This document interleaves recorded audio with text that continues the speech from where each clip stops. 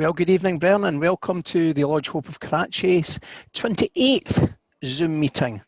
Cannot believe it, Bern, 28. We're approaching 6 months into this series of lockdown lectures, and I can thank each and every one of you for supporting our small lodge in the way that you've done over the last few months. I'm delighted this evening to have so many with us. We have started an hour earlier than normal this evening.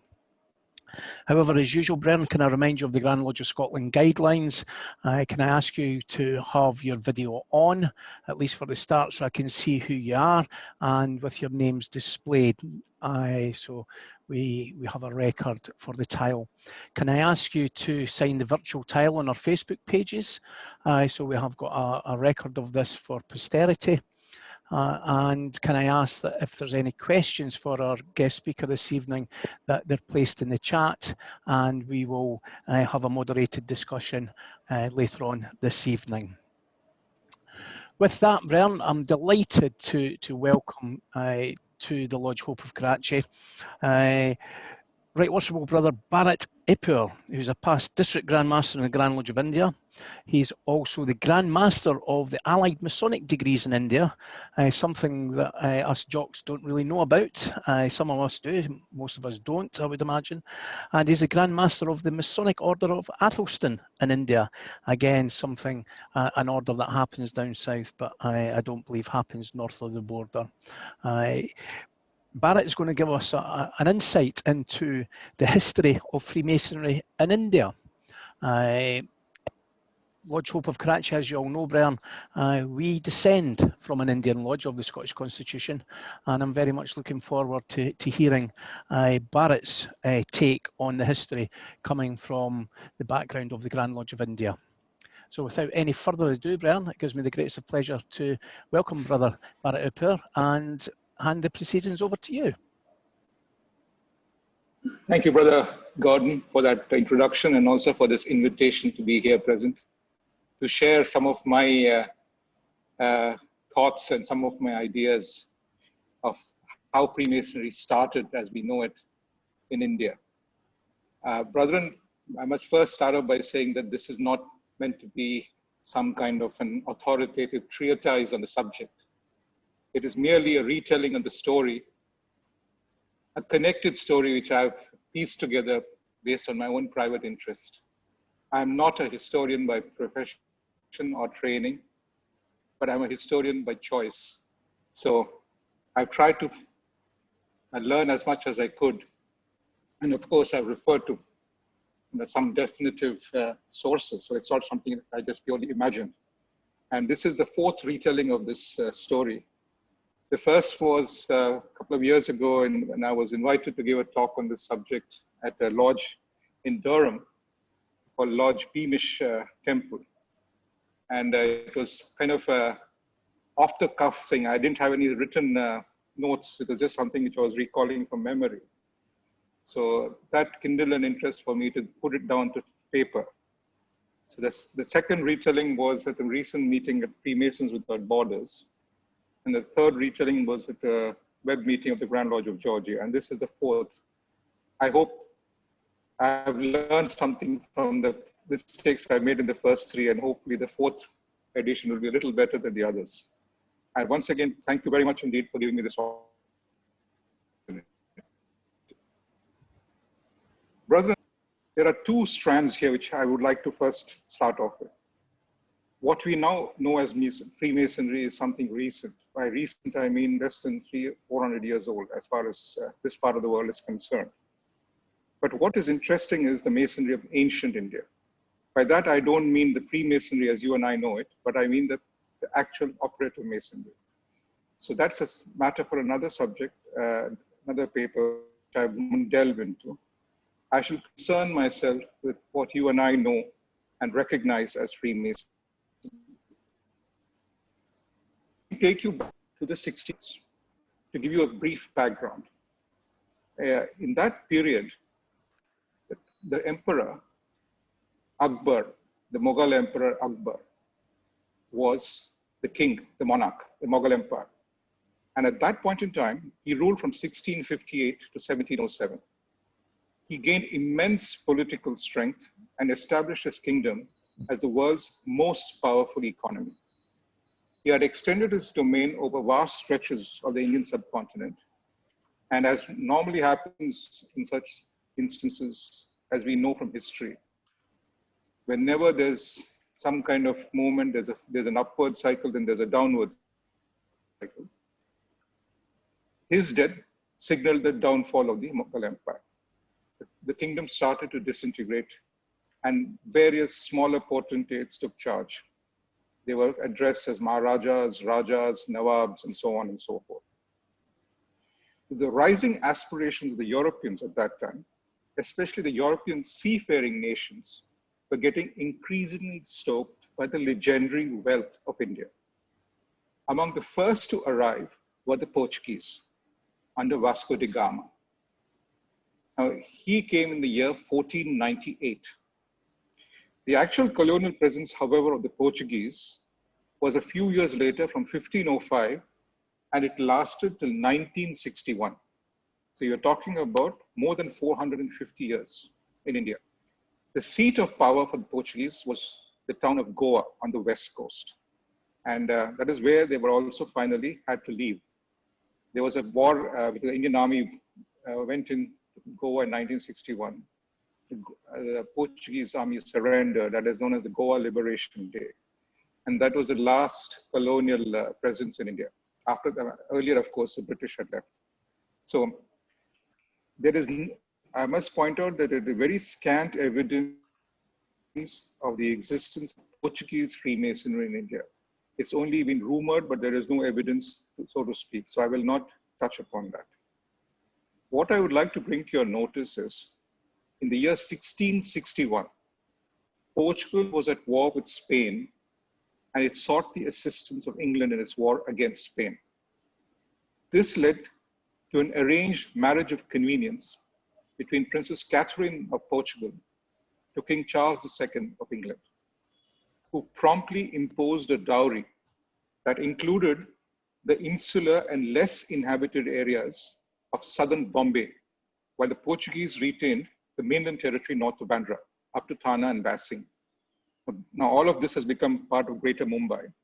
But what the English got was the first foothold in England, in India.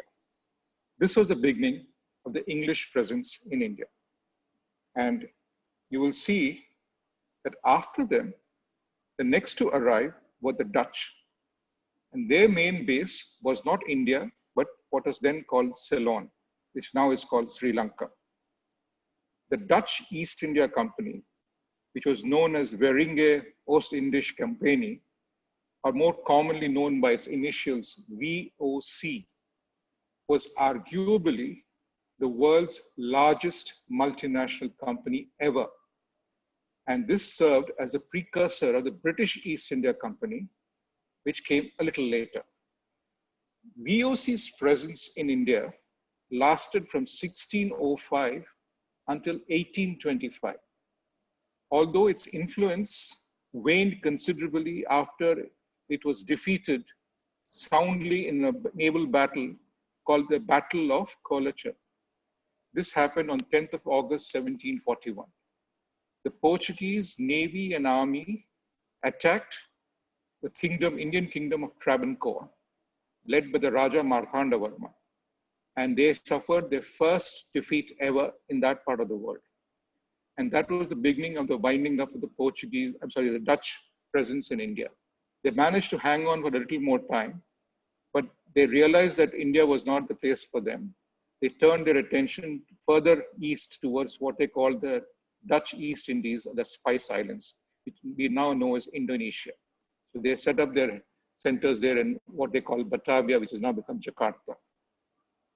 Now, you'll see the picture here of some presence of the Dutch Freemasonic presence. Dutch Freemasonry took root in India, but in small numbers. Lord Solomon, under the Dutch Constitution, was founded on April 7th, 1758 at Tandelga in Chinsura. And the commander of the merchant fleet was the first merchant master. His name was Jacob Larwood van Scheveningen.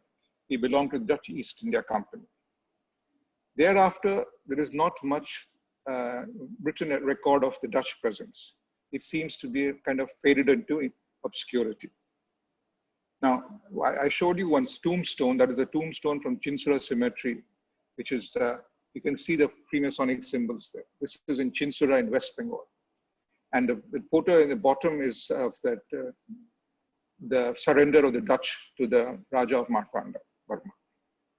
Now, following the Portuguese, the Dutch and the English, the English came next, but I'll hold on to the English story a little bit down the this evening's paper. I shall first switch over to the French. The French established their presence in India next, and their first establishment was in the year 1674 in the southern town of Pondicherry, which is just south of Madras, or now as it's called Chennai. Now, subsequent French settlements were at Chandernagore in Bengal. That was in the year 1688. Another town called Yanam in Andhra Pradesh in 1723. Mahe in 1725, and Karaikal in 1739. The French were constantly in conflict with the Dutch and later on with the British in India. At the height of the French power in the mid-18th century, the French occupied large areas of southern India and the area lying in today's northern Andhra Pradesh and Orissa. However, between 1744 and 1761, the British and the French repeatedly attacked and conquered each other's forts and towns in southeastern India and also in Bengal. After some initial French successes, the British decisively defeated the French in Bengal at the famous Battle of Plassey, which was in the year 1757. And this was just a few years precursor to the American Revolution. So, and then they won that Battle of Plassey, and in 1761, they also won at the Battle of Wandiwash, which is after which the British East India Company became the supreme military and political power in southern India, as well as in Bengal. In the following decades thereafter, it gradually increased the size of the territories under its control. The enclaves of Pondicherry, Karaikal, Yanam, Mahe, and Chandernagore were returned to France in 1816, but then they were reintegrated with the Republic of India in 1954. The conflicts, however, between the English and the French had a direct impact on early Freemasonry in India. And I shall come up to that a little later in the paper. Lord's sincere amity in Pondicherry was chartered in the year 1787 under the French Constitution. In addition to this, there were several French naval lodges. These naval lodges were not really recognized by the Grand Lodge of France, but the members of these naval lodges in due course found their way to get affiliated to and remain under the protection of a stationary French lodge. And I shall not get further into this because I would concentrate a little bit on the English and the Irish and the Scottish. Denmark and Norway together also held colonial possessions in India for more than 200 years. But the Danish presence in India was of little significance to the major European powers, as they presented neither a military nor a mercantile threat to them. Denmark, Norway established trading outposts in Tranquebar in Tamil Nadu, which is in southern India, Serampore in West Bengal in eastern India, Calicut, Kerala in southwest India, and the Nicobar Islands, which is in the middle of the Bay of Bengal. At some point, the main Danish and the Swedish East India companies together imported more tea to Europe than the British did.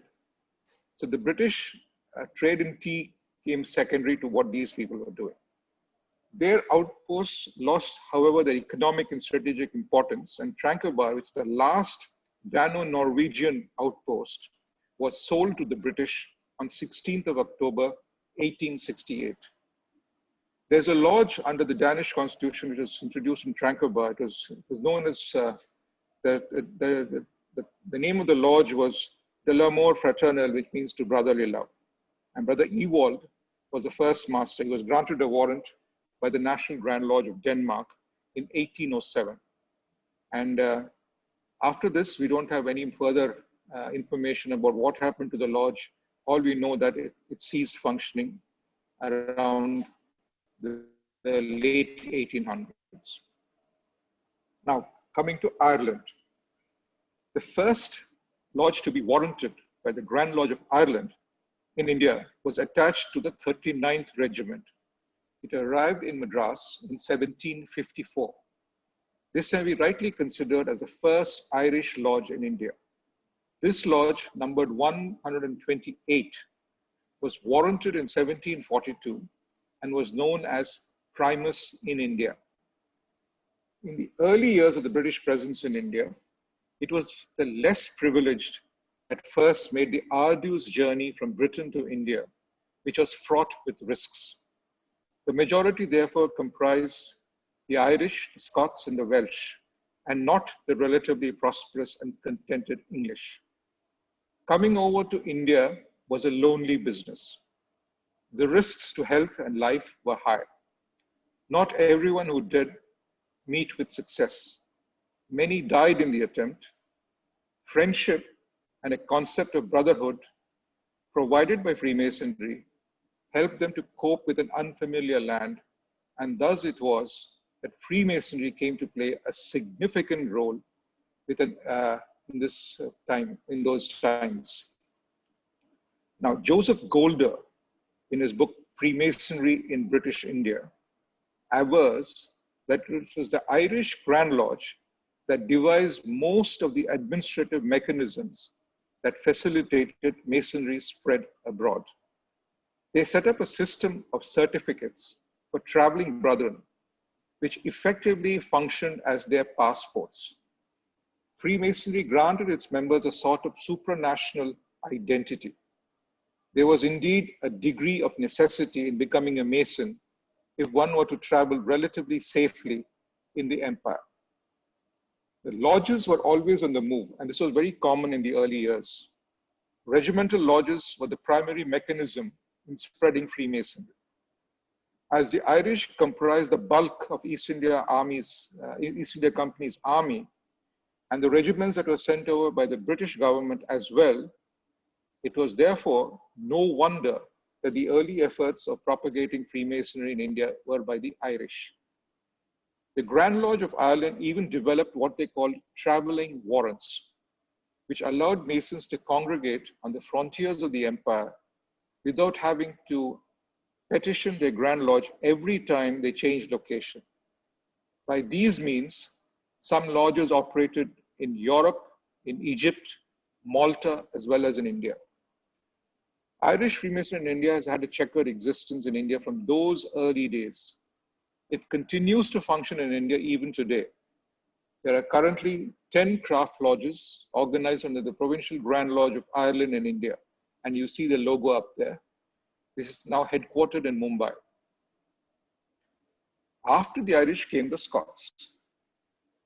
Although the first lodge to be consecrated under the Scottish Constitution on the Indian subcontinent was in 1801 in Ceylon, modern Sri Lanka, the story of its presence in India dates a few decades later. At the annual communication of the Grand Lodge of Scotland, held in Edinburgh on the 30th of November 1836, the Grand Master Mason, Brother the Right Honorable Lord Ramsay, during his address informed the brethren that Brother Dr. James Burns of the Honorable East India Company's medical services was about to return to India and proposed that he be appointed Provincial Grand Master over the provinces of Western India and the dependencies, with authority to establish lodges in these provinces. This was unanimously approved, and Brother Dr. Burns was accordingly issued a commission dated the 30th of November 1836. Dr. Burns arrived in Bombay towards the end of December 1837, almost a year later, and on 1st January 1838, opened and established the Provincial Grand Lodge of Western India and its dependencies under the Grand Lodge of Scotland and appointed his officers. If the army had Irishmen, the Scots outnumbered everyone else in the running of the British Empire as administrators, doctors, judges, and businessmen. The Reverend C.H. Malden, in his monumental book, The History of Freemasonry on the Coast of the Coromandel, says, quote, that the Irish and Scots were quite free with giving permission to set up lodges without even applying for permission to their respective Grand Lodges. Brethren, I'd like to repeat this for your hearing. That the Irish and Scots were quite free without giving permission to set up lodges without even applying for permission from their respective Grand Lodges, quote, unquote. This practice that could have led to some misunderstandings was regulated by the introduction of the so-called provisional warrant that were issued by local Masonic worthies, such as the Provincial Grand Lodge, which allowed lodges to be set up and to function thereafter. In the meantime, the very same local Masonic worthies would write to the parent Grand Lodges, informing them of these developments and furnishing enough justification for the same. They would then request their Grand Lodge to regularize these lodges by granting them what came to be known as confirmatory warrants. Of course, more often than not, the parent Grand Lodge would oblige. However, the time taken for all this official correspondence in that era of sea voyages could be anywhere between 1 to 2 years. So if you see these ancient lodges, especially from the Scottish, Irish lodges, and you have a provisional warrant of a particular date, the confirmatory warrant is about 2 years later. So it's a very interesting development peculiar to that part of the world. The first lodge founded by Brother Dr. Burns was, of course, your lodge, Lodge Hope number 337 in Kurrachee. And the spelling then was Kurrachee, which is what you use even now. And now it's spelled Karachi. It was in Greater India. Now it's now in Pakistan. The date was 25th April, 1842. Thereafter, there were several other lodges which are consecrated by Dr. Burns, including a very famous and singular lodge known as the Lodge Rising Star of Western India, number 342 in Mumbai. This was done in the year 1843. This lodge served as a portal to open the doors of Freemasonry to Indians, and the Parsis were the first community to evince interest in the craft. Muslims came later, and after that came the Hindus. Scottish Freemasonry in India has left a considerable legacy in India, especially in Mumbai and other places in the western state of India. It continues to function in India even today. There are currently almost 29 craft lodges organized under the District Grand Lodge of India, which is headquartered once again in Mumbai. And that, of course, is a district under the Grand Lodge of Scotland. Brethren, you'll see there a plaque which is named for Jehangir Mistry. He's a Scottish Freemason at the bottom.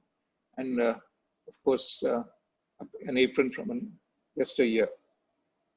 I myself am a member of a Scottish chapter which functions in Chennai. It's called Chapter Ashoka in Madras, number 651. And we come under what is known as the Grand Chapter of the United Scottish Royal Arch Freemasonry in India and Ceylon, which itself comes under the Supreme Grand Royal Arch Chapter of Scotland. So we have preserved that bit of history. I'm quite proud to say about that. Now, brethren, I would like to show you a small map, if you may. This is a map of India. This is from 1498 to 1739. What you see is a colonial presence in India.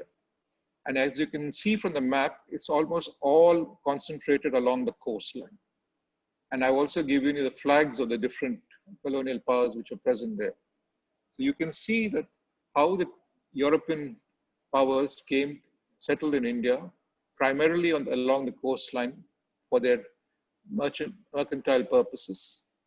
And then, of course, over a period of time, their ambitions went beyond that. Now, I would like you to take the story to the English, because they had an enormous impact on India. The early records of Freemasonry in India tell us that the East India Company, also known as the John Company, had been formed in London by a royal charter from Queen Elizabeth I on the 31st of December, 1600, for its own protection, recruited mainly from the local forces. That is, they had their own army. It also received protection from the Royal Navy, which was then commanded by one Admiral Watson that patrolled the Indian Ocean. You see that logo of theirs on the top, the coat of arms. With the progressive disintegration of the Mughal Empire, which I referred to in the beginning, and the establishment of many local rulers, the time was ripe for outsiders to meddle, manipulate, and make hay. The Nizam of Hyderabad being located in the heart of India, who had broken free of the Mughal yoke, he ruled over a vast area in the Deccan Plateau. And in time, he became the richest man in the world. In the late 1800s, early 1900s, for almost 30 years or so, he was the richest man in the world. It was in this milieu that the East India Company established a factory on a coastal city of Masulipatnam, north of Fort St. George. Fort St. George is now where Madras or Chennai is. The other one they developed and set up was at Fort William, which is now in Calcutta, also known as Kolkata in Bengal. And also, as I mentioned to you earlier, thanks to that transaction between the Portuguese and the English monarchy, the English got a foothold on the West Coast. That later became the city of Bombay and now Mumbai. So the British gained a significant presence in the southern part, which is in Madras, in the eastern part in Calcutta, and the western part in Mumbai. And these three centers became the major British cities.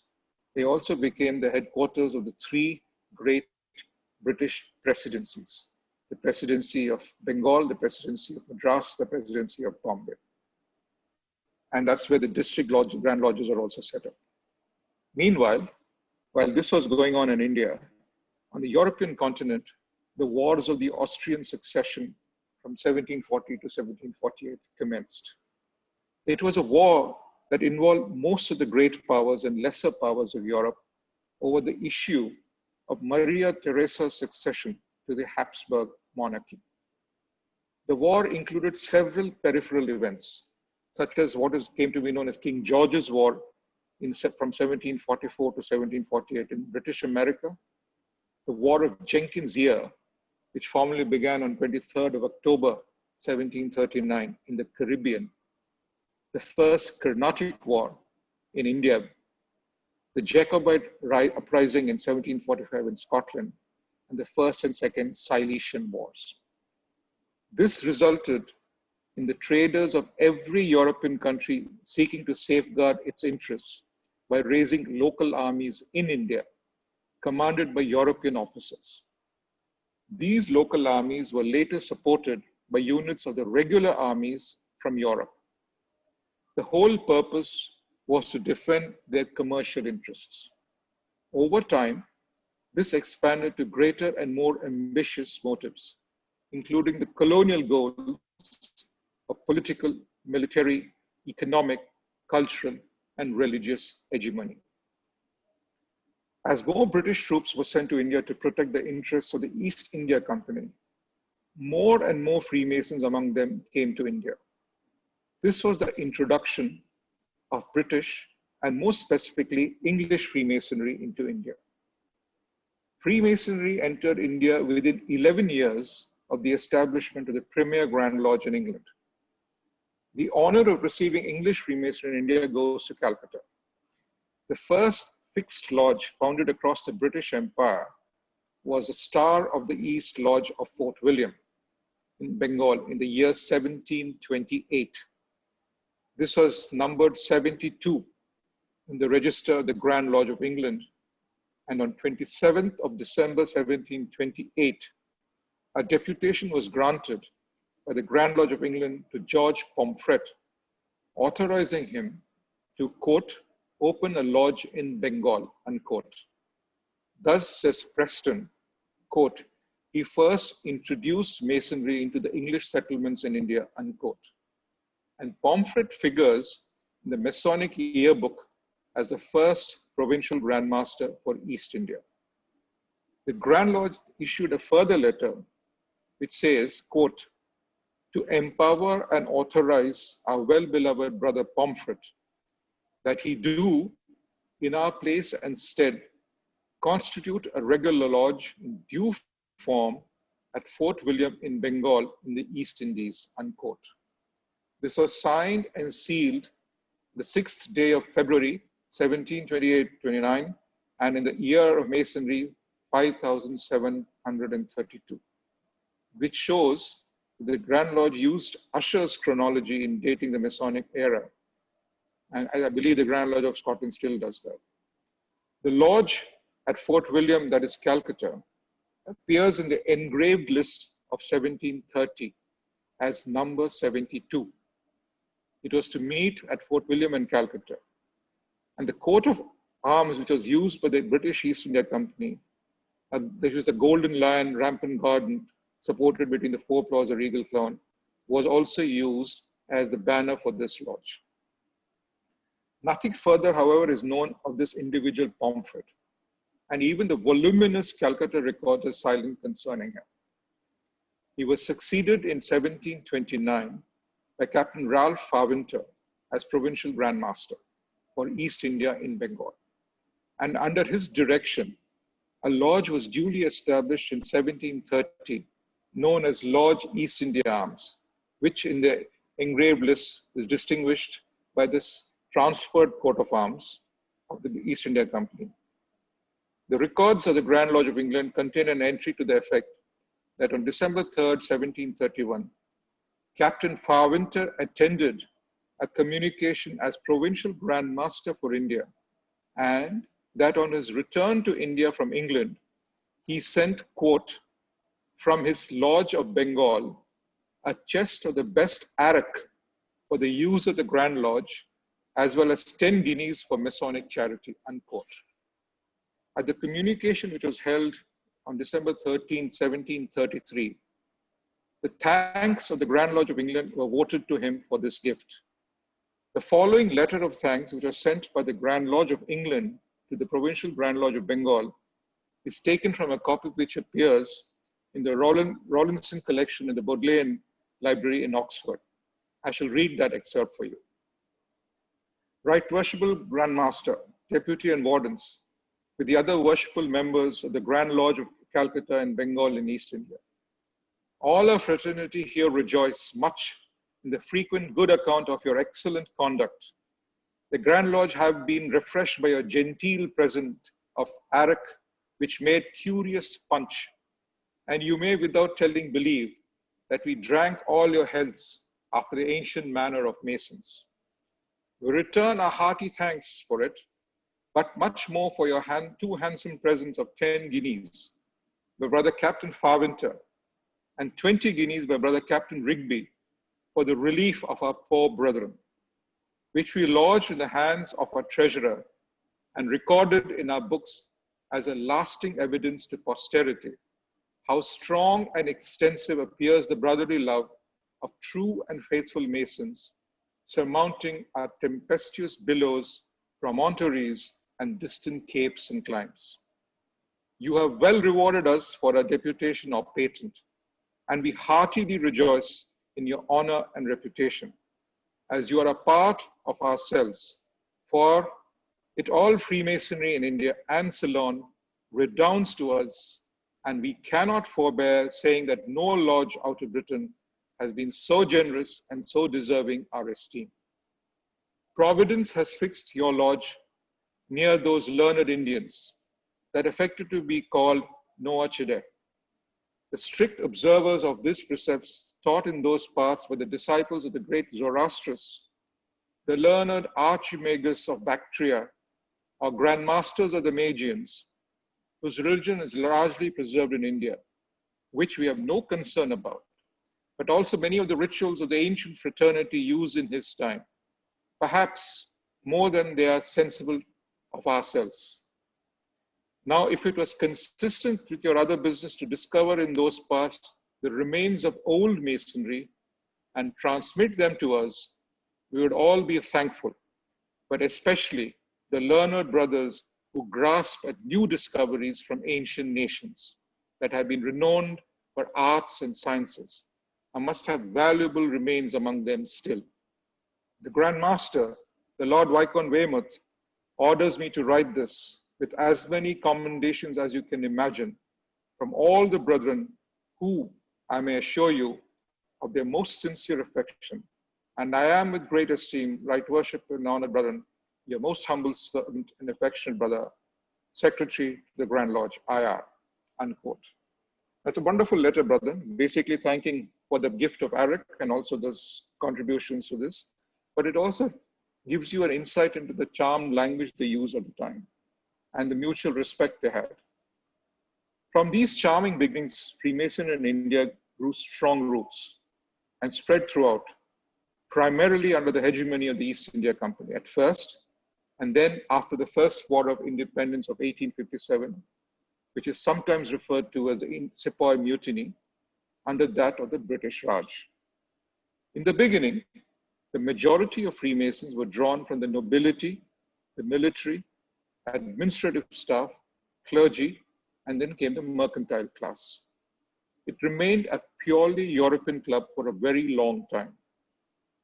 Indians, especially Hindus, had to wait for several years to pass before being admitted into the fraternity. I would like to bring to your attention the contribution of Masons from Madras at this point to hasten the unification of the competing Grand Lodges of England between the ancients and moderns, which many may not be aware of. There's a wonderful book called Brotherhood and Benevolence. This gives you a very nice background about the events I'm going to talk about now, which was set between the years 1768 and 1786. It would appear that the ancients or the Athol Masons had gained the upper hand in Madras. Lodge number 152 at Fort St. George, which was an Athol lodge, began to gain so high a prominence that it soon desired to take on the role of a provincial Grand Lodge for Madras under Athol Masonry. It arrogated to itself the power of issuing warrants for setting up of subordinate lodges. They followed it up later with a letter to the Athol Grand Lodge seeking regularization of this act, which I mentioned earlier. The anticipated response from the Athol Grand Lodge was slow in coming, even by the notoriously lethargic standards of the day. By 1785, Colonel Joseph Moorhouse of Lodge 152 was the man in charge. He was a celebrated army man, and he would meet his end at the Third Anglo-Mysore War of 1791, which was led by Lord Cornwallis, who was another Freemason. This was the war between the British and the Tipu Sultan Hyder Ali, father-son duo.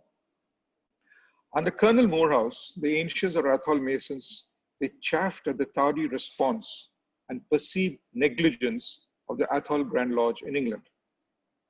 Adding to their consternation was the fact that the rival body, the Moderns, had begun to flourish. In 1786, Brigadier Matthew Horn had been appointed Provincial Grand Master for the regular. He and the indefatigable Terence Gahagan, I'll come to him a little later, they commenced measures to effect a union between the two competing branches of Masonry in Madras. And in Moorhouse, they found a very willing, ready collaborator. The terms of the union span 11 articles. Gahagan wrote letters to England in which he made it appear as though the Athol Lodge, that is Lodge 152, had surrendered unconditionally to the regulars. But in reality, this was not so at all. But the news spread and congratulations began to pour in. The subterfuge worked. William Preston, in his Illustrations of Freemasonry, which was then the principal publication for Freemasonry worldwide, praised the union. Masons from Calcutta also sent in their congratulations. The union of the ancients and moderns, or the Grand Union as it came to be known, ushered in stability in the working of the fraternity on the Coromandel coast. It was a momentous occasion as it preceded the actual union in England by nearly 3 decades. For it was not until 1813 that the union would come there. And the first act that followed the union in Madras was the formation of a new lodge under the name and style of Lodge of Perfect Unanimity. It was a subliminal message to the Masonic leaders back in England, if there ever was one, perfect unanimity between the ancients and the moderns. This lodge, which is now numbered 150, is the oldest continuously functioning lodge under the English Constitution in the District Grand Lodge of Madras. This premier lodge used to own its own premises, and you can see the pictures appearing on screen. The building itself was known as Perfect Unanimity. It functioned as the Freemasons' Law Hall of Chennai, and it was built in 1839, right on the prime location on the beach, the main beach, Marina Beach. This magnificent and monumental building became too much for the lodge to maintain, so they sold it to the government, and successive governments have kept it for various purposes. And it's about 15 years ago, it was fully restored, renovated. It is now the headquarters of the police of the state of Tamil Nadu. The Director General of Police office is in that building. And just on a side note, right in the building, they've preserved the Masonic temple. But it's locked. You can't go in there unless you get special permission. And in fact, recently, at my lodge, my mother lodge, Srinivasa Gopala of the Grand Lodge of India, we did some charity work there. We set up these hand sanitizing units for the public there with the cooperation of the police department. So I got my little pound of flesh for doing a little bit of charity. I got permission to take my lodge brethren and our families to visit that temple. So we will be visiting that in a couple of weeks from now. And there's a beautiful temple there. It's perfectly preserved, as good as new. The English Constitution continues to function in India. It has 4 districts, as I said, Madras, Bengal, Bombay, and Northern India.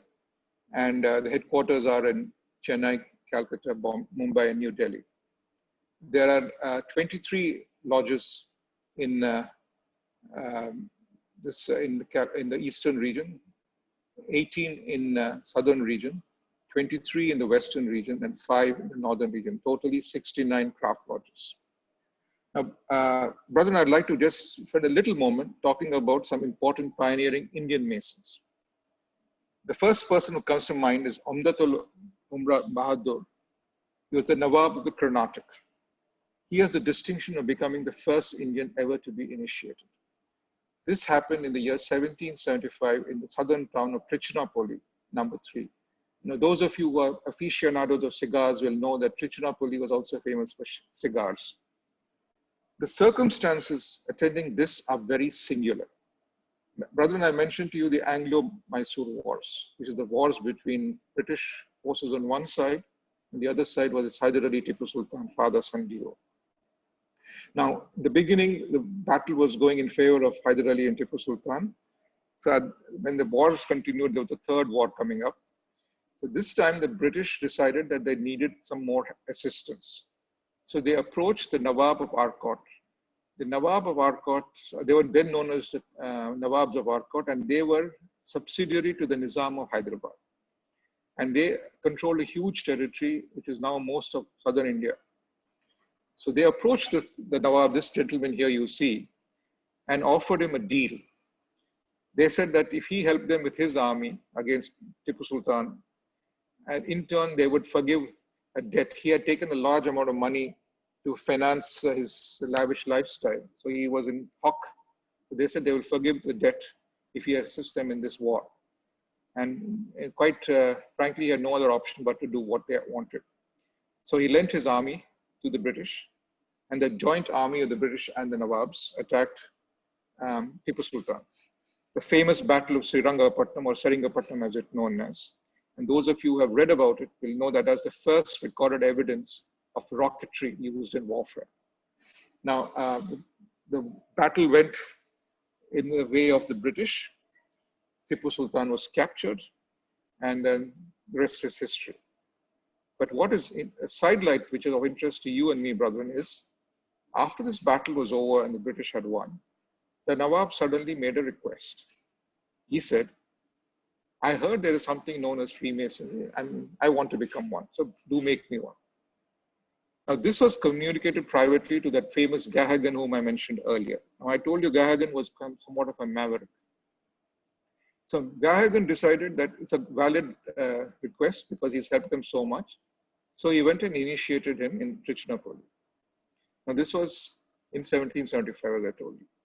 Now, this was done without any, explicit permission or anything like that. Only a post facto notification sort of thing happened.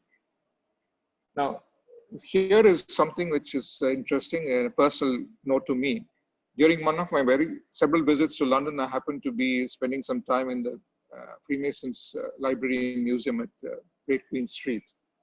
So I met the librarian there, Miss Susan Snell, and I asked her if there was anything pertinent towards Madras which I could look at. And lo and behold, she brought this microchromatically controlled box, and she opened it and gave me a pair of gloves to handle that particular document. The document was actually in a parchment.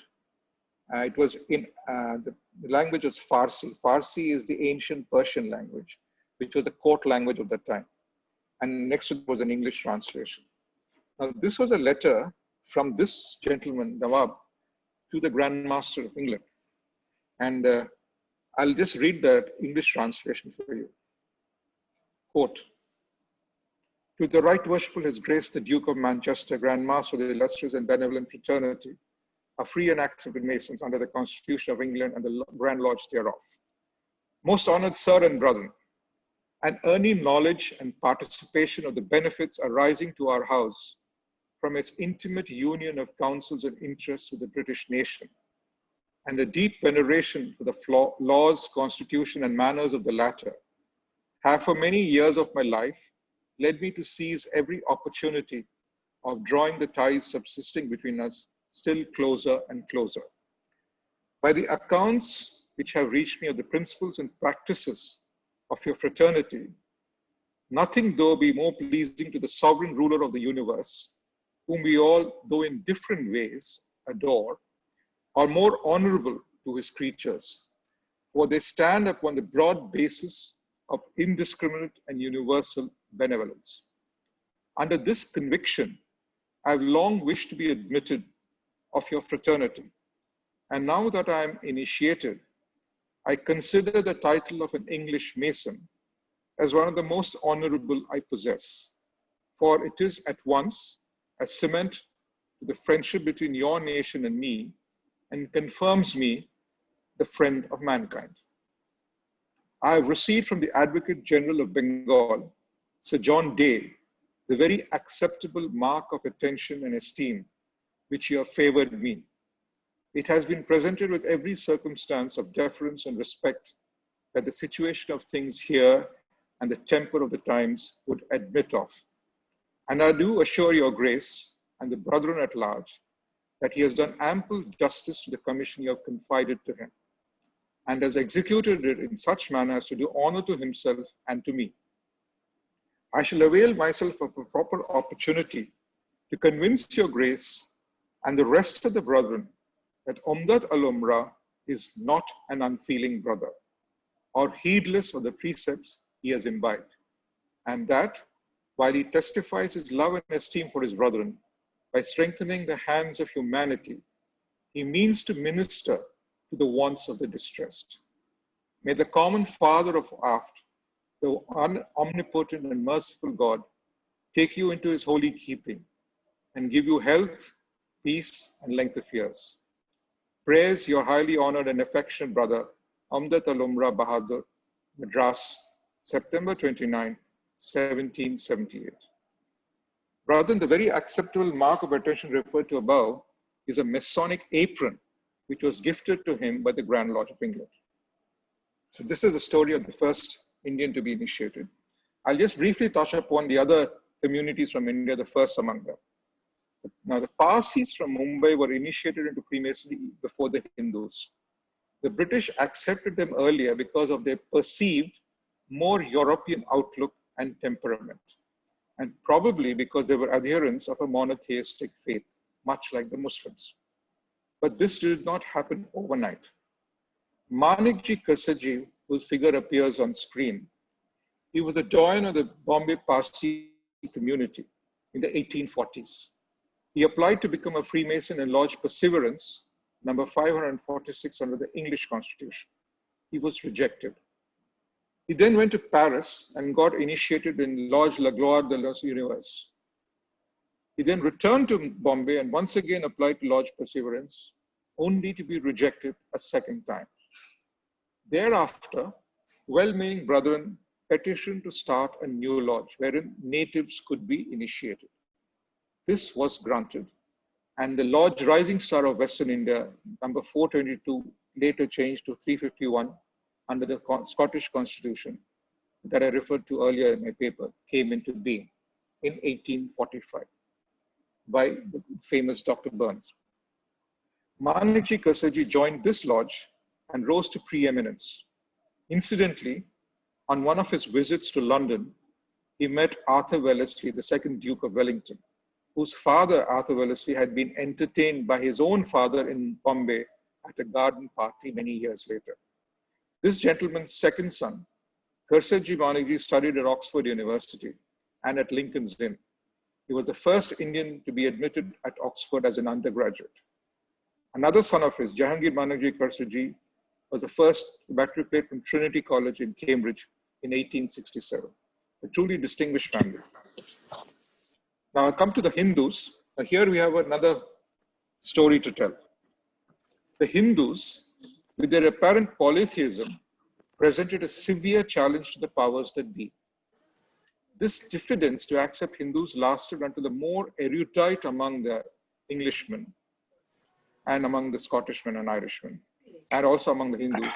They were able to clarify that the various deities in Hinduism were nothing more than mere manifestations of the different aspects of the same God.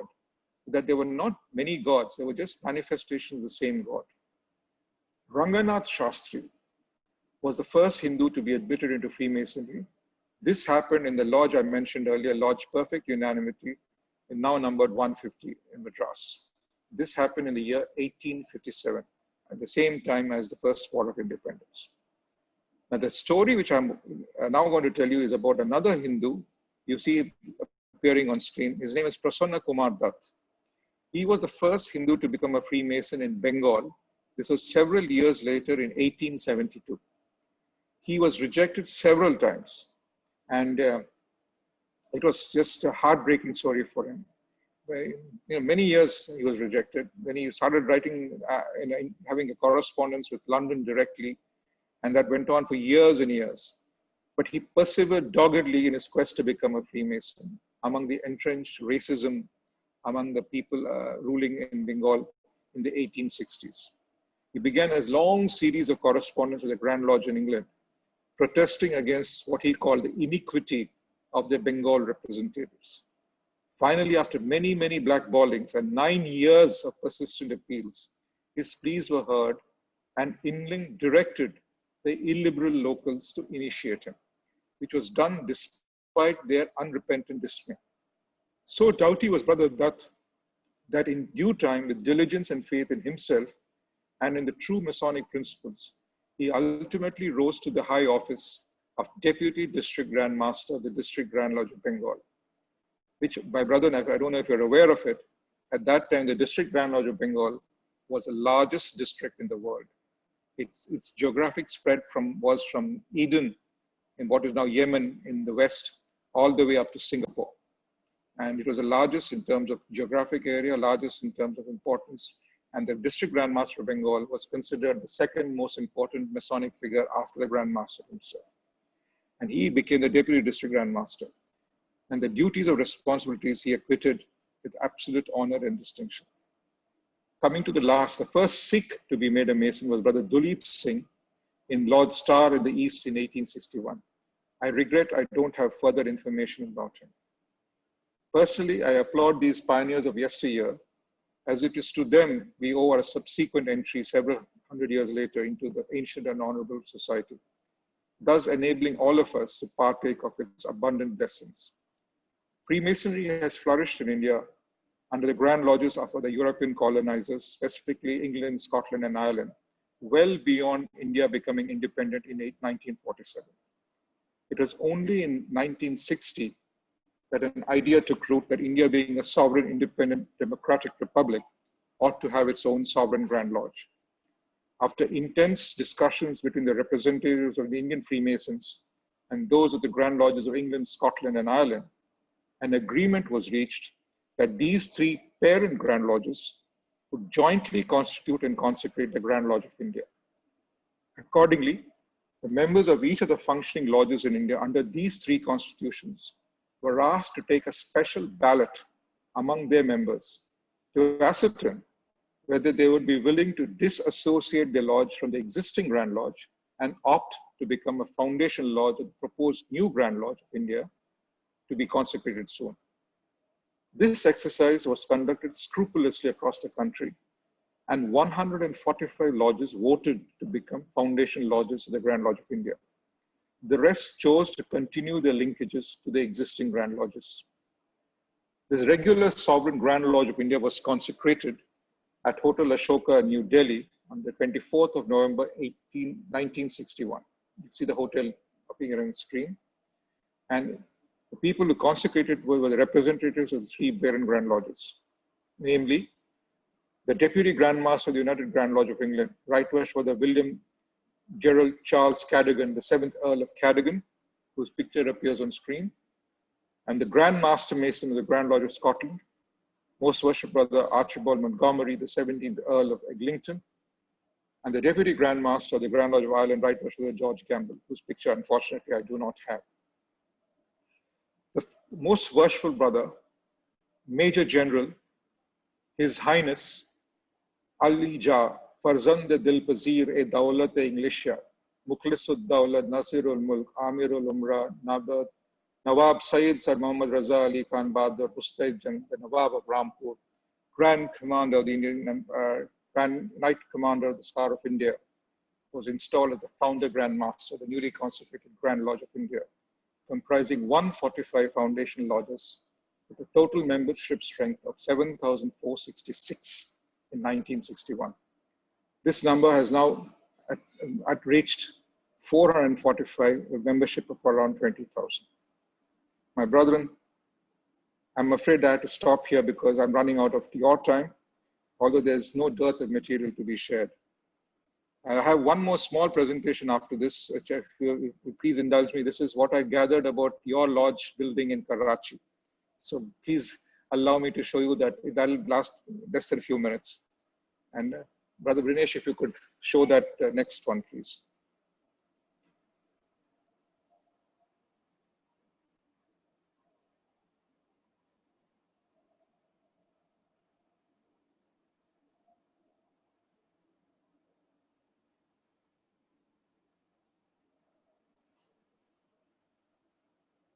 Brethren, Freemasons Lodge building in Karachi, Pakistan is a historic building. It's made of yellow sandstone and was built in 1914 at the Freemasons Trust during the British rule. It was used for many years by the Freemason Society, and the local people called it Jadoo Ghar, which means house of sorcery or house of secrecy. The building was taken over by the government after Freemasonry was banned in Pakistan in 1972 under the rule of President Zulfikar Ali Bhutto. And in the early 1990s, it was allocated to the Sindh Wildlife Department and is now used by the Sindh Wildlife Fund. Around 2001, it was declared a protected heritage site under the Sindh Cultural Heritage Act of 1994. As of early 2009, renovation and preservation activity were put in place with plans to use part of it as a building for the museum. Now, Akhtar Baluch, a senior journalist and writer and researcher in Karachi, wrote a couple of articles for the newspaper The Dawn in 2015. The following story has been pieced together from those two articles. The Freemasons Hall was built by the members of the fraternity more than 100 years ago in Karachi, and is still standing despite the vagaries of time and circumstance. It is located near Fawara Chowk, which means Fountain Square, that appears on screen now. Sadr or Abdullah Harun Road, which was earlier known as Victoria Road. At one end of the square is an old Protestant church, which is the Trinity Church, while at the other end is the governor's house. The square also leads to the State Life building and one of the skyscrapers of Kurrachee. The other building there is Jaffar's building, which is an unusual structure which resembles something like a multi-storied boat. If you head over to the Arts Council from the square, you will pass the Institute of Foreign Affairs, which is the first building on your left. And right next to this is this old colonial structure, which we know as Freemasons Hall. I already showed you the picture of that yellow sandstone. Now, the Freemasons Hall exudes a distinct eeriness about it. One may always notice small number of cars parked near the entrance. And during winters, an old and weary gatekeeper can be seen sitting a few yards from the locked entrance, basking in the warm sunlight. The melancholic trees surrounding it seem to be lamenting how no passerby sits under their shade. This forlorn building, once the home of the Hope of Kurrachee Lodge number 337 under the Grand Lodge of Scotland, stands as a solitary sentinel and witness to the vicissitudes of time. A majority of the modern citizenry of Pakistan's financial capital are quite clueless about this historic building and what it stood for. In fact, those who care to think about it, more often than not, have highly unfavorable, colored, and prejudiced views about it, alas. No doubt this is the direct result of institutionalized bigotry. Most Muslim researchers and authors think and remain firmly convinced that Freemasons were a fraternity funded and promoted by the Jewish lobby. Nothing, however, could be further from the truth. A cursory look into the membership register would reveal immediately that there are at least 2 or more Muslim members of the lodge from before the partition of undivided British India into the modern states of India and Pakistan in 1947, and even well beyond that period. Some of the names which appear on the plaques may well serve to reiterate this. One of the well-known Muslim names from the pre-partition Karachi is that of Jam Ayub Aliani. The names of 2 other Muslims can also be seen there. One is MMR Shirazi, while the other is NJ Hassan. Jam Ayub was only a member of the organization, while the other 2 held office. Among the Hindu Freemasons were W.F. Bhojwani and K.P. Advani. And the Parsi members included D.F. Sethna. To suggest otherwise is a travesty. G.M. Syed, the founder of Jia Sindh, which is a Sindh separatist movement, started soon after the liberation of Bangladesh in 1971, wrote, for Mir Ayub Khan, son of Jam Khan, was a barrister. He said he was a sincere friend, a jolly fellow, a man of the liberal school of thought. I had the pleasure of working with him in the municipality, the local board, the Anjuman-e-Tarakh-e Urdu, Young Men's Muslim Association, Freemasonry, Sindh Madrasa Board, and Sindh Mohammedan Association. This is in his own handwriting, he's talking about this. Jam Ayub's name is inscribed in the plaque at the Hope Lodge, but Syed's name is nowhere to be found, despite Syed having admitted to have worked with Jam Ayub in the Freemasons Society. You see some plaques coming up there, and then there's another plaque on the right which says all plaques have been removed. It's a very interesting thing to put a plaque saying plaques have been removed. I don't know the logic behind that, but there you have it. Then you next picture you see coming up on the screen is of a gentleman called Prabhu Sonavaria. He was a trusted first caretaker and remained there in that position until his death. And he was succeeded by his first son, whose name remains unrecorded, who died soon after. The next person to take over was a second son of Prabhu named Jeevan, who in turn has served as caretaker for more than the last 75 odd years. And you can see there the entrance, main entrance at the bottom, then you have the staircase going up, and then of course the temple itself with the checkered floor, the mosaic floor, it is now used as some kind of a library. So that is in the building itself. And then of course, the next thing I would like to bring to your notice is of course the disaster which struck there. The apparently westernized Prime Minister Zulfikar Ali Bhutto banned Freemasonry in Pakistan in 1972, soon after the debacle of his country's defeat at the hands of India, which led to the dismemberment of his country in the birth of the new nation of Bangladesh. He belied all expectation of civilized society and began the descent into Islam-driven exclusionary politics, governance, and a clampdown on all real and perceived enemies of the same. Freemasonry became an easy target. The rest is history. You can see that that's a clipping from the paper of that time. City Hall taken over. And last, I would like to share with you the transcript of an interview which this Baluch did with this person, Jeevan, the last caretaker. He starts off by saying, please tell me about the Freemasons or Jeevan. I've been through these interviews before. The lawyer has stopped me from saying anything. I'm told that enough has been said already. How old are you? 74 years. Is this your birthplace? Yes. What was your father's name? They called him Prabhu. I reckon that's his name. You have served 74 years here. Can you speak a little about the pre and post partition days and what went on then? Back then, it wasn't like this at all. There was no traffic, just more horse wagons. What else do you want to know? I want to know what used to happen there. Were there any parties? There were no parties here. These rooms you can see, these were their offices. One of them was the drawing room. Another was a storeroom, while another was a kitchen. Lastly, one room was for the ladies. Folks would come in the evening and dine in. There wasn't much more to it. Our own ones, the locals, were always in a small number. Mostly it would be foreigners. They all went away gradually. Only 6 or 7 remained. It was the year 1973. Actually, no one came here to stay permanently. Each one used to work for some big company. They were assigned secretary, treasurer, and so on. These people would visit regularly and run the organization.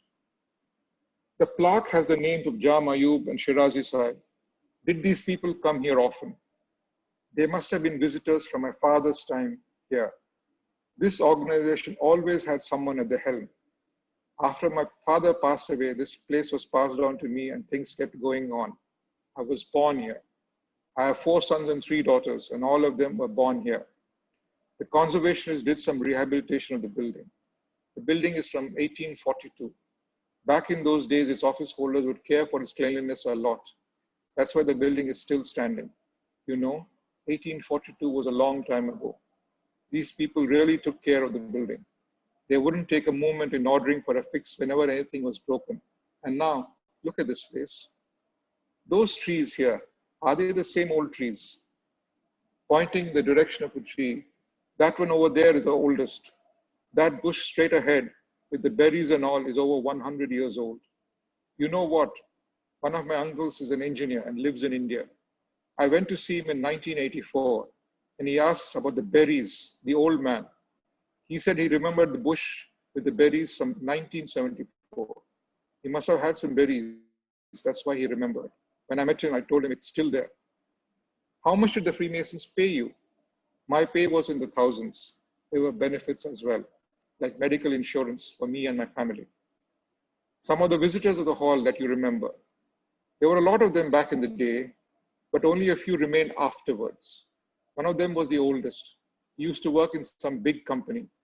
He lived on the Zebunista Street. He told the foreigners about me. Back then, we never had any problems. You know why? Because we were the authority. The area all around us was just plain ground all the way to Favara Chowk. Did people come here and pray? Nope. They would come in the evening and then be gone after a while. They would come around 6:30 in the evening. All of them would dine here though. Was there a bar? Did they drink?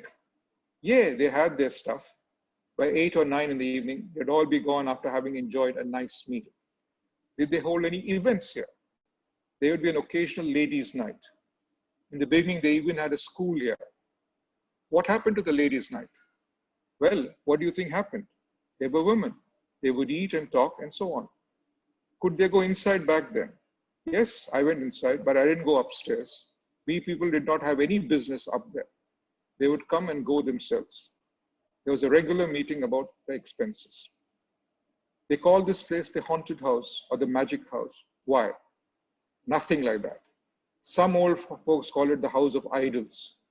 All my friends and family folk know me as the idol house guy. If you tell them you want to see Jeevan, they would not know who you're talking about. But you tell those folks that they come to see Jeevan, the Idol House guy, they would bring you to my doorstep. Everybody knows me by that name, no matter what town or city they are in. After the Freemasons were prohibited, did anyone get in touch with you? Yes, the ban came on July 19th, 1972. After that, I was jobless. Then a foreigner from the Freemasons came to see me. He was once the secretary here. The poor man met with me sometime between 1973 and 74. He told me that he had no money since all the accounts and assets had been frozen. He gave me a letter that said something about the labor law. Nothing happened after that. I still have the letter. Does someone from the fraternity still come see you? Yes. Some people came from Delhi some time ago. It was a woman. She had a child with her. Don't know how they came to know that I was a former employee. This was 2-3 years ago. People keep coming here occasionally. Were these visitors from Delhi Freemasons? No. They had just come to visit. They had seen a shooting of a film here. Activities like that keep happening. The road, you know, was called RA line, meaning the Royal Air Force line. They used to call it the Arya line often. Was there anything else here apart from Freemasons Hall? There was the YMCA, and it was often thronged by people, not much else. Did you face any problems after the ban on Freemason fraternity? The wildlife people sent me a notice of eviction in 1993. I wrote letters to the then Commissioner Sahib and a minister called Maulana Kausar Niazia. I think that was the name. I told them everything. Where are you from in India? No, I'm from around here. My father was from Surat. My folks had come here in 1904. My mother used to work in the Tata mill here. When they moved here, Amma would talk sometimes about how rough the move was from them. They came to Karachi and stayed with a relative they happened to have here in Sindh Club. They lived there for some time. Someone told them there was work at Freemasons Hall. Bapu, which is dad, knew Gujarati, but the foreigners only knew English, of course. I often wonder how Bapu managed to work with them folks. They didn't know Gujarati or Urdu. They only knew English. They were all Gore, white men or foreigners. Bapu worked for these people for 45 years. I can't imagine how he made it through even one day. He got paralysis later, but they, the employers, would have treated him here, even had a house for us. Then my older brother replaced Babu. Soon after my marriage, he passed away too. Then they told me to start working. I used to work as a clearing and forwarding agent, but had to quit my job and work here. Not because of the money, but because of the house. Brother, there's a sad postscript. This is again by Akhtar Baloch. He adds, despite all this, even now people are still trying to have Jeevan vacate his residence. The matter is currently in court. The lawyers' expenses stemming from this legal dispute are a huge burden on Jeevan. Jeevan also mentioned that people from abroad come visit the place from time to time, but he does not suspect that they are Freemasons. I cannot understand what foreign visitors or tourists would want to know about this old building. Most of Karachi does not know what this building was, so how would some foreigners know what it is and where to find it? I briefly discussed one of these said foreigners, Mike Brewson's thing. The new name of the Hope Lodge will be the Wildlife Museum. It is bewildering to me how easily history is changed with a few names. Gandhi Garden became the Zoological Garden. Freemason Hall became the Wildlife Museum. And if Rambagh can become Arambagh, then I think they can change Akhtar Baloch to something in their own liking. I wonder how long Jeevan will be able to save his home in the lodge. So brethren, in a way, it's probably poetic justice. The Freemasons Hall has become the Wildlife Museum. We can all consider ourselves as probably eminently qualified to be members of a museum, if not a wildlife museum. On that note, thank you, my brethren, for your patience. And I must place on record my very sincere thanks to Worship Brother Rinesh Hegde for helping me with this presentation. Brother Barrett, what can I say? I knew we were in for a treat this evening, but the additional information about the history of our lodge in Kurrachee is just a pleasant surprise, and I'm sure all the brethren here have been enraptured with that story of the caretaker. So thank you very much on behalf of all the members of Lodge Hope of Kurrachee and all our visitors here this evening, sir.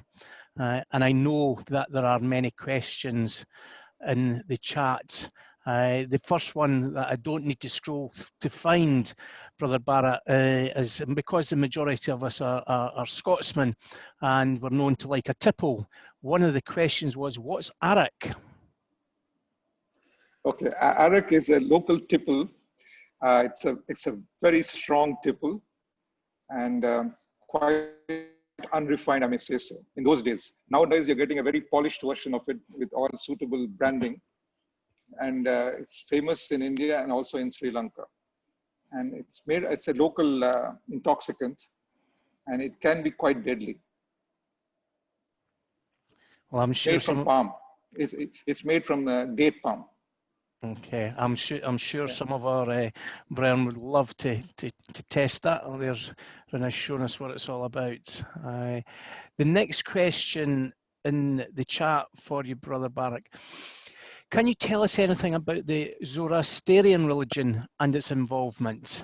I have an ulterior motive in that my Grand Lodge proxy is that of Lodge 800 in Mumbai, which is named Lodge Zoroastrian. Yeah. Brother Gordon, Zoroaster is supposed to be the founder of the religion. And if you recall, their origins go back to what is now Iran. In those days, it was called Persia. So the Zoroastrian religion originated there. And it's a monotheistic religion in that sense. And they also have a great regard and reverence for the fire. Fire as a purifier, fire as something which can destroy the evil. So they worship fire in many ways. And their religious text is called the Zenda Vesta. And they refer to their deity as Ahura Mazda. And it's a very ancient religion. And once Islam, the Islamic invaders came to their country and they were able to defeat them, they had to flee. And they sought refuge in India at that time. Okay. There's a beautiful story about the first meeting of their chiefs with the local Indian king. This is in the western state of Gujarat. So apparently they landed in their ships in that port town and they went to the local king seeking refuge. The king was rather reluctant to take in this huge horde of people suddenly in flux. So he wanted to send a subtle message. So he called his courtier, asked him to bring a full glass of milk. And he put it there and he said, see, and he tried to say, nothing can be added, it spill over. He was trying to send a subliminal message that we are already enough people, we don't need new people. So the chief priest apparently asked for sugar and he put sugar in that milk and he said, we will be like sugar, we will dissolve in you, we will make you sweeter. So that is a story often told about the entry of the Parsi community into India. Oh, lovely story. So they're integral to India for the last several centuries now. Okay, thank you. So, yeah. There's a question from one of our brethren. No mention is made of Clive of India. Was he involved in Freemasonry in India? Certainly, he was very much involved. In fact, he was quite a prominent Freemason. He again belonged to that same lodge, Trichinopoli, which we are talking about, which initiated the first Indian. And in fact, if you go to the lodge, it's called Lodge of Rock, the name of the craft lodge there. And the building was Freemasons Hall. And if you see the chairs of the master's chair, the immediate past master's chair, the two warden's chairs, all 4 chairs were donated by Robert Clive. There's a plaque which says so. These chairs were donated by Robert Clive. Robert Clive got his start in India, in southern India. And in the beginning, he was quite a hopeless fellow. He lost quite a bit. But then he gained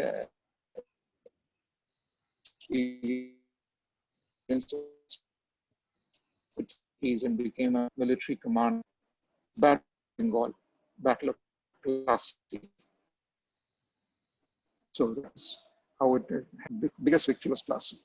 Okay. So then afterwards he rose to great height. Thank you, Barrett. There's a question about Hindus being in the craft, and you've explained to the brethren about the the religious side and the many deities.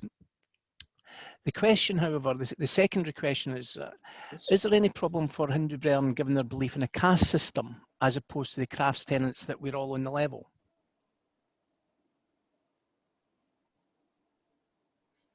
The caste system is something which has been subverted over time, Gordon and brethren. The original definition of caste in the Hindu pantheon is that the professions were defined in a certain category. And it was not a question of you being born into a particular caste. It was a question of your ability and your innate strengths. If you were of a warrior-like mentality, you would be put in the warrior caste. If you were of an intellectual capacity, you would be put in the priestly caste. If you were a mercantile bent of mind, you would be put in the mercantile class. And if you were none of those three, you would be put in the fourth, which was the labor class. So, and there was constant availability of mobility between the communities, castes. But as all good things over a period of time, when humans are involved, they corrupt it, debase it, and it became a rigid system. That rigidity became apparent over a cycle of time. And in the last 2000 odd years, which we know of, every now and then a reformer would come and shake up that rigidity. So once again, they would have that intermixing available. Again, it would atrophy into this rigidity. So we have had these periods of rigidity and periods of mobility. So okay, thank you. It's one of those unfortunate things. Yeah. We've got a comment and a question from Brother Bob Potter. Congratulations to Brother Barrett on an excellent and very informative presentation, and there's many other comments like that this evening, Barrett. Bob goes on to say that he worked in Mumbai with British Gas Global and Mahanagar Gas in 1995 at Bandra Kurla and stayed at the Sun and Sand Hotel, Juhu Beach. It was an experience to say the least. And he says, my work did not permit him to explore much and perhaps seek out some lodges, but he wonders how many lodges are located in Mumbai. In South Mumbai, which is known as the fort area, it's called the fort because the original fort was there. That's the main business center of Bombay. It's in South Bombay. The very edge of it is the Bombay port. And then we have all those other government buildings. Most of the headquarters of the major companies are in that area. And we also have some expensive residential areas there. Freemasons Hall is bang in the middle of that. And in fact, Freemasons Hall building and the land below it is owned by the Bombay Port Trust. So they gave it on a long lease to the Masons. And it's a beautiful old heritage structure. That's right in the middle. In fact, if you see the postal code, it's 400001. The one is always reserved to the center of the city. So this is a 400001. And most of the Bombay lodges meet in that. That is the Scottish lodges, the English lodges, the Irish lodges, and the Indian lodges all share the same premises. To the best of my knowledge and belief, there are more than 100 lodges meeting there. And of course, you have the other orders like the Royal Arch, the Mark, Knights Templar, the whole lot of them. Apart from this, since Bombay has spread over a vast geographic area, there are other lodges which meet in other centers, which are not necessarily Freemasons' halls as such, but they are local hotels or local clubs where they have come to some kind of an official understanding with them. So the reason for this is, as the city spread and business opportunities and job opportunities started getting dispersed to the outskirts, and people started living in those outskirts, the commute time from the outskirts to the center of the city would extend as much as 2.5 hours, 3 hours. So if you had a lodge meeting, say weekday at 6 o'clock, the brother would have to leave his place of work at about 2 o'clock or so in the afternoon. And you can't be asking for permission from your boss every now and then saying, I want to go for a Masonic meeting. It doesn't work that way. So the attendance in Masonic meetings started to get affected because of this spread, geographic spread. So the first effect was in Mumbai. later on, we saw that happen in Delhi, in Calcutta, and also now in Hyderabad, Bangalore, and Chennai. We are having that same effect now. So as a solution for that was to have these newer lodges meeting far away, not necessarily in the city center, not at Freemasons Hall, and also probably meeting on a weekend or a, Sunday morning, for instance. So make it as a family event. With, the brother would come with his wife and kids. The wives and kids would have their own little thing while the meeting was going on. Then they would come together for lunch. So they're all new things they're doing to try to keep the fold together. So to answer your question, there are more than 100 lodges meet in Freemasons Hall premises. That's great, Bharat. Thank you. There's a comment from what I would imagine is a director of ceremonies. He was quite worried about trying to announce your first Grand Master's name and titles at the meeting. So well done, sir, on your description this evening. I deliberately put that in just to get a kick out of it. Imagine I'm sort of Grand Director said, I would be shivering in my boots if I had to proclaim. And well, I believe this is an abridged version. So you can now imagine what more you have to say. Well, Bharat, there are just a huge amount of very complimentary comments in the chat. There doesn't seem to be any other questions. There's a couple of comments from some of our collectors in our midst about that they have jewels from your area, and hopefully they will may put pictures of them up on our Facebook chat later on this evening. Oh, we do have one final question. Would you care to comment on the effect of COVID-19 on your life just now and what's happening around you? There's a good story and a bad story, Gordon, as in always, all these things. The bad story is that India, with its large population, has had more than its fair share of COVID cases. But what is good is that from what it was, say, in February to what it is now in September, the testing levels have gone up dramatically. Earlier, the testing was rather sparse. So now the daily testing is, gone up several multifolds. And as a result of which, there are more cases being discovered. There's no doubt about it. But the silver lining in the cloud is that the mortality rate is very low. This is, thankfully low. Otherwise, if it had been the same rates as elsewhere in the world, we would have been devastated with many more deaths. So mortality is very low. And what is even more heartening is the recovery rate of those who have been diagnosed as affected. The recovery rates are also increasing. So we are not out of the woods yet. We're certainly far from that. We'll probably be hunkered down for at least the rest of this calendar year. And all the Masonic bodies in India have banned any meeting at all in India. And the ban has been extended now to 31st of October. But I suspect it will go on till 31st of December. It's only a matter of being prudent. Because it's not a question of you being brave and foolhardy and saying, oh, it won't affect me. But you could carry it home and you could infect people in your house. It's not something which you would like to have on your conscience. So I think discretion and prudence probably is the order of the day. And as far as, but yet another silver lining is these virtual meetings which we're having. They're really caught on in India. We have on average at least one per day, and on different subjects, different orders. I myself am involved in at least 3 Zooms per week, and we discuss all sorts of things. So in a normal physical meetings in a lodge, we would probably have between 15 to 20 people attending a lodge meeting. Now, when we have a Zoom meeting, we have all the guys attending. The numbers have tripled, or 60 plus. So that way we are getting to meet people who you didn't come earlier for whatever reason.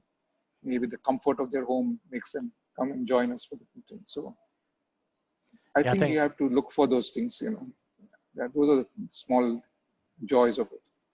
But what it has, I think it makes us even more conscious of our reliance on the Almighty. We must surrender to Him and keep faith. this too shall pass. Yeah, I think those last words sum up the situation very fittingly, Barrett. And on that, can I just thank you once again on behalf of all the members here and all our visitors for a fantastic evening of Masonic education.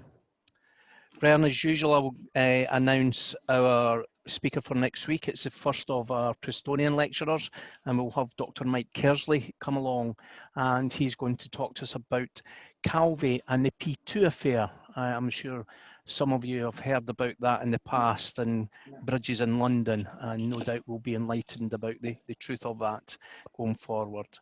As ever, Brian, can I ask you to continue the conversation on our Facebook pages this evening, and I'll try and put up some information around some of the topics that Barrett's mentioned this evening. As ever, Barrett, we have a tradition here at the Lodge Hope of Kurrachee that we unmute everyone so they can say to you their personal thanks for a fantastic presentation that you've given to them this evening. So Brian, I'll try and unmute you all, but if you just want to unmute and say your good evenings and thank yous. The floor is open to you all. Barrett, thank you very much. Thank you, Bob. Superb, Thank you so much. Thank you, Joe. Thank you. Thank you, Brother Thank you so Barrett. much. This is Sri. I've heard the lecture before, but the bit at the end was just fascinating. I can only imagine what it would be like for the Brethren of Lodge Kurrachee, because I was so, and it was just so wonderful to hear you give that epilogue to a lecture which I've heard before. Very interesting. Thank you so much. Thank you, Barrett. Thank you, Barrett. Excellent presentation. Thank you, Brother Tom. Thank you, Barrett. Good night. Thank you. Thank you. Barrett, that was absolutely superb. Many thanks. Thank you, Brother Alan. Thank you, Brother Alan. Oh, thank you, Brother Barrett. Most Thank interesting. you, Brother Barrett. And you did Thank you, Brother Jim. research was fantastic. Thank you, Brother Jim. Thank you. Thank you, Brother Brother. Barrett. Excellent presentation. Thank you. Thank you, Brother Martin. Brother Barrett, thank you very much. It was excellent. I've seen it before, but there was the icing on the cake at the end. Superb. Thank you, Brother Robert. Thank you so much. Take You're very care, kind. brother. Thank you. Yeah. Thank you. Thank you very much. Take care, everybody. Yeah. Yeah. Thank you very much. Bye-bye. Yes. Bye. Good Take night, care. everybody. Stay safe. Bye. Bye-bye. Bye-bye. Okay, Brian, we're getting to that point in the night that I know that you all love. 5, 4, 3, and this is just to prove to my dad that he did put me to a good primary school. 1, good evening, and that's the recording stop, Brian.